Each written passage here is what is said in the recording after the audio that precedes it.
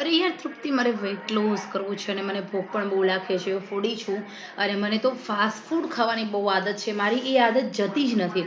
તો કોઈ એવી રેસીપી મને બતાવો કે જેના કારણે એ રેસીપી ખાઉં તો મને પિઝા, બર્ગર, સેન્ડવિચ, વડાપાઉં આ બધું જ ભૂલી જાઉં અને હું ઘરે એ રેસીપી ખાઉં અને મારું પેટ પણ ભરાઈ જાય, સાથે મને કેલરી ખૂબ ઓછી મળે અને મને એવું લાગે કે મેં કંઈક અલગ જ પ્રકારનું ટેસ્ટી ખાધું છે અને મારું વજન પણ વધે નહીં.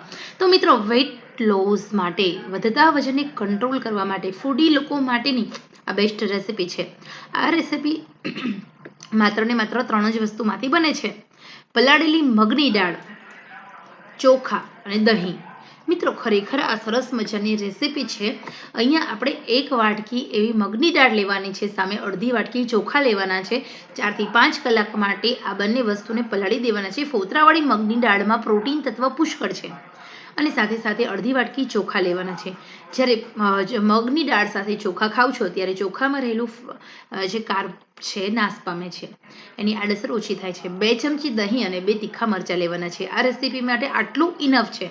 તો ખરેખર મિત્રો, વજન ઘટાડવા માટે એકદમ સરસ મજાની હલકી ફુલકી, ઓછી કેલરીવાળી, ઓછા તેલવાળી આ રેસીપી એકવાર તમે બનાવી જુઓ. સૌથી નાની મિક્સર જાર લેવાની છે. એમાં પલાળેલી મગની દાળ અને ચોખા આ બંને વસ્તુને આપણે પાણી એકદમ નિતારી લેવાનું, પાણી સહેજ પણ રાખવાનું જ નથી. અને હવે આપણે મિક્સર જારમાં ટ્રાન્સફર કરીશું. અહીંયા 1 વાટકી મગની દાળ, અડધી વાટકી ચોખા, ટોટલ 1.5 વાટકી અને થોડો ફૂલાય એટલે વધારે થઈ જાય છે આ બંને વસ્તુ. અડધી મિક્સર જારમાં ટોટલ બે વખત આપણે મિક્સર જારમાં એને ક્રશ કરવું પડશે. તો અહીંયા તમે જોઈ શકો છો. હવે 1 ચમચી દહીં અને 1 મરચું ઉમેરી અને આપણે પીસી લેવાનું છે. તો આમાં તમે આદુ ઉમેરી શકો છો, કોથમીર ઉમેરી શકો છો, તમે ચાહો તેટલા ગ્રીન વેજીટેબલ્સ ઉમેરી શકો છો, લીલા વટાણા ઉમેરી શકો છો, લીલી તુવેર ઉમેરી શકો છો, અત્યારે માર્કેટમાં મળે છે તે. અને હવે આપણે પીસી લઈએ. એકદમ સરસ મજાનું પીસવાનું છે. જેવી રીતે આપણે પુડલાનું બેટર બનાવીએ છીએ એ જ રીતે આપણે એકદમ દરદરું નથી રાખવાનું, થોડું એવું મીડિયમ રાખવાનું છે અને આપણે પીસી લેવાનું છે. તો તૈયાર થયેલી આ પીસાયેલી પેસ્ટને આપણે એક વાસણમાં કાઢી લઈએ છીએ. આવી રીતે હજી થોડી પતલી કરીશું, આ થોડી ઘટ છે. અને આ જ મિક્સરમાં આપણે જે આપણી પાસે મગની દાળ અને ચોખા પલાળેલા વધ્યા છે તેને પણ આપણે ફાઇન પીસી લેવાનું છે. એના માટે આપણે પહેલાંની જેમ દહીં અને મરચું ઉમેરી અને 2 ચમચી પાણી ઉમેરી પીસી લેવાનું છે. તો મિત્રો, ખરેખર આ રેસીપીની અંદર કેલરી છે જ નહીં, સામગ્રી એકદમ ઓછી વપરાય છે. મારી ફ્રેન્ડે તો જ્યારે મેં આ રેસીપી બનાવી અને એને ખવડાવી ત્યારે તો કહે, વાવ તૃપ્તિ, બહુ સરસ મજાની છે. કારણ કે એને એનું વજન વધવા પણ નથી દેવું અને સાથે એને ખાવું પણ છે, એને સ્કિન એના હેલ્થને ધ્યાન રાખવું છે. તો ખાતા પીતા વજન ઘટાડવા માટે આ રેસીપી સૌથી બેસ્ટ છે. આમાં તમે ચાહો તો ચોખાના બદલે તમે સોજી એડ કરી શકો છો અથવા ચોખાના બદલે તમે 1 વાટકી પલાળેલા પૌવા પણ આ રેસીપીમાં ઉમેરી શકો છો. પરંતુ ચોખા પલાળેલા ઉમેરવાથી તમારા શરીરની અંદર વિટામિન B12 અને વિટામિન B6 મળે છે, જે આપણી હેલ્થ માટે ખૂબ સારું છે. હવે અહીંયા તમે જો થોડું પાણી ઉમેર્યું મેં 3 થી 4 ચમચી જેટલું અને તૈયાર થયેલું આ મિશ્રણ છે એમાં ઘટ કર્યું. આવી રીતે આ જ થિકનેસમાં આપણે ઘટ રાખીશું. ચમચીમાંથી એકદમ ઇઝીલી નીચે પડે એવું આપણું આ બેટર હોવું જોઈએ. ઓકે, તો પુડલાના બેટર કરતાં થોડું જાડું અને ઢોકળાની હાંડવાના બેટર કરતાં થોડું પતલું એવું આ બેટર રાખીશું. હવે આપણે એમાં મસાલા કરીશું. તો મસાલાની અંદર સૌથી પહેલાં ચીલી ફ્લેક્સ એડ કરવાના છે. ચીલી ફ્લેક્સના કારણે આપણો જે નાસ્તાનો ટેસ્ટ છે થોડો તીખાસવાળો આવે છે. આપણે આમ તો મતવી તીખા મરચાં એડ કર્યા છે, પરંતુ આપણે હવે એડ કરીશું પિઝા સિઝનિંગ. જે પિઝા સિઝનિંગ મિક્સ આવે છે, જે પિઝા મેજિક આવે છે, એ ઉમેરીશું અડધી ચમચી, બહુ ઓછા પ્રમાણમાં. કારણ કે આનાથી તમારો નાસ્તો છે ને એનો ટેસ્ટ બહુ સારો આવે છે. તમને એવું લાગશે જ નહીં કે તમે બહારનું કશું ખાતા નથી, તમે ડાયટ ફૂડ ખાઓ છો ને એવું તમને નહીં લાગે.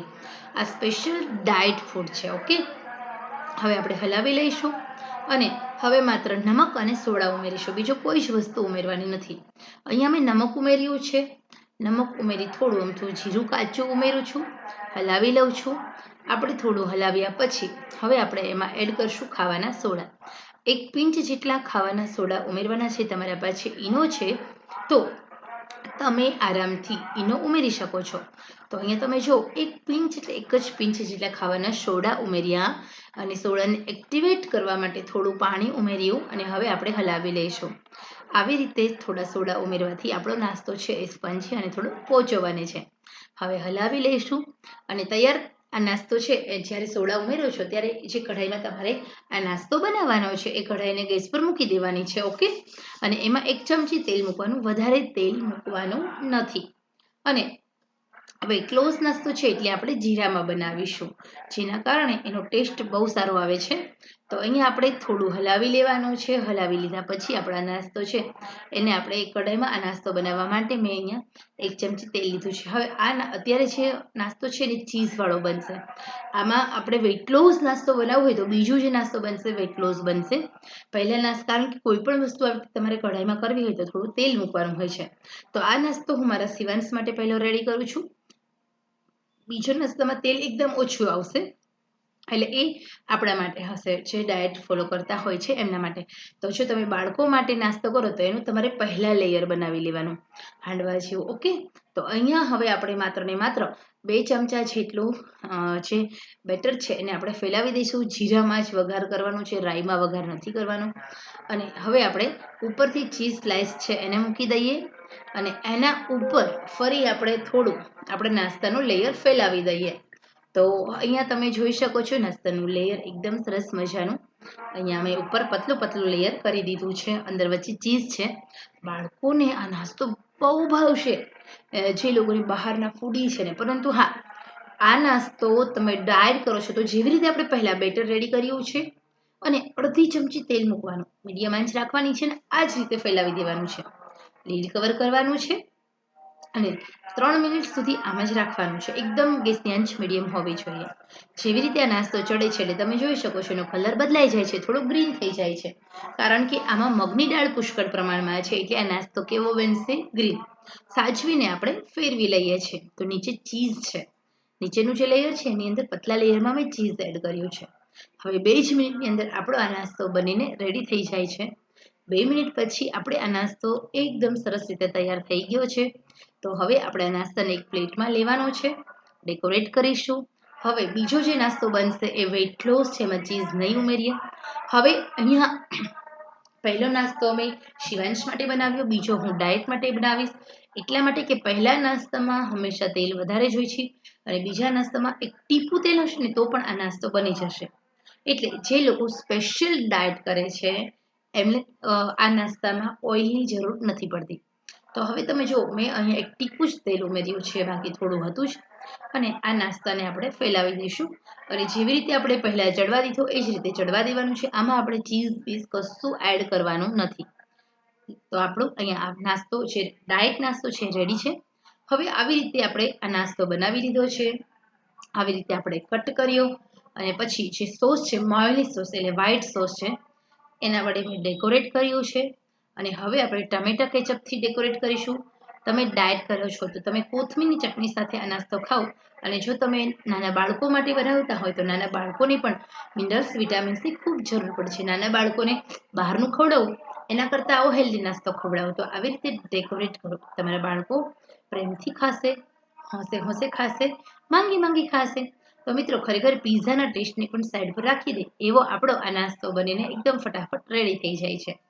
તો ખરેખર આપ સૌને આ નાસ્તો બનાવવાની રેસીપીનો વિડીયો કેવો લાગ્યો છે તે જરૂર જણાવજો. જે લોકો ડાયટ કરી રહ્યા છે તે સવારના નાસ્તામાં કે સાંજે જમવાના ઓપ્શનમાં આ નાસ્તો બનાવે અને ખાઈ લે. ભૂખ કરતાં ઓછું ખાવાનું છે. ખરેખર એમનું વજન એકદમ ઝડપથી ઘટવા લાગે છે. વજન તો ઘટશે, સાથે સાથે ઘણા બધા ફાયદાઓ થશે. મિત્રો, મગ છે એની અંદર પ્રોટીન છે, કેલરી શૂન્ય છે, સાથે સાથે તાકાતનો ખજાનો છે. તમારું પાચન તંત્ર વધારે છે અને તમારા શરીરની એક્સ્ટ્રા ચરબી ઓછી કરે છે. સાથે એમાં ઘણા બધા મિનરલ્સ, વિટામિન્સ છે જે તમને નબળાઈ આપતા નથી. તો મિત્રો ખરેખર જે લોકોને ખાસ કરીને પેટની ચરબી ઓછી કરવી છે એમના માટે આ નાસ્તો બેસ્ટ છે. અત્યાર સુધીનો આ સૌથી બેસ્ટ નાસ્તો છે. મજા આવી હોય તો ચોક્કસ તમે પણ આ નાસ્તો બનાવો, તમારા બાળકો